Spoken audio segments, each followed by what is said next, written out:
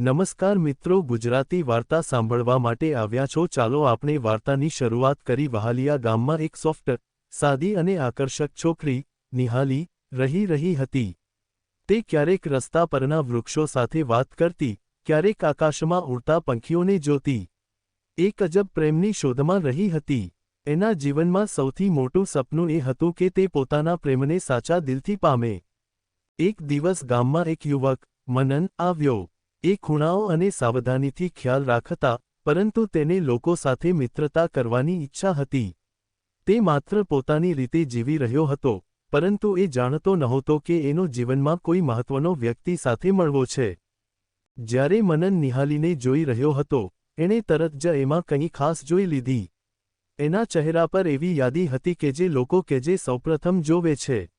નિહાલીને પણ એ મૌન ભરી આંખો સાથે મનનને જોયા હતા, પરંતુ એણે પોતાનું દિલ પાછું રાખી જ રાખ્યું। કેટલાક દિવસો પછી, એક અનુકૂળ અવસરમાં, નિહાલી અને મનન વચ્ચે વાતચીત શરૂ થઈ।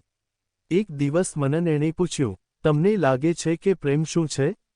નિહાલી હસીને જવાબ આપતી, પ્રેમ એ જ છે કે જેમાં બંને લોકો એકબીજાને સમજતા અને સન્માન કરતા હોય છે।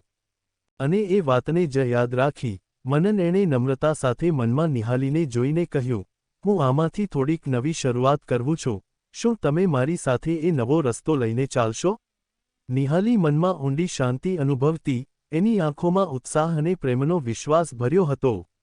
હા, એ જવાબ આપ્યો, હું તને મારી સાથે એ માર્ગ પર લઈ જઈશ। આ રીતે, આ અદ્વિતીય દમથી, બંનેએ આ જીવનના નવો પ્રગતિશીલ પ્રેમનો માર્ગ શરૂ કર્યો। સ્ટોરી સાંભળવા માટે ચેનલને સબસ્ક્રાઇબ મિત્રો, ધન્યવાદ।